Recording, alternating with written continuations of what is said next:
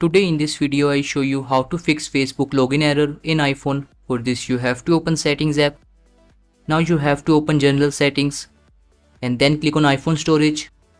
Now you have to find Facebook and then you have to click on it. Now you have to click on Offload app and then again click on Offload. After doing this, you have to click on Reinstall Facebook. After offloading and reinstalling Facebook, if you still having login error problem, then you can check whether your device network are working properly or not. And you can also check Do Not Disturb mode, slide control panel and click on Focus. Now if your Do Not Disturb is enabled, then you have to disable it.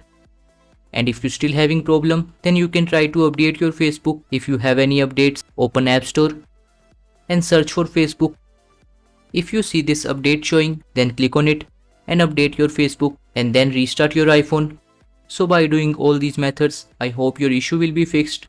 Thank you for watching this video. Please like this video and subscribe to my channel for more interesting videos like this.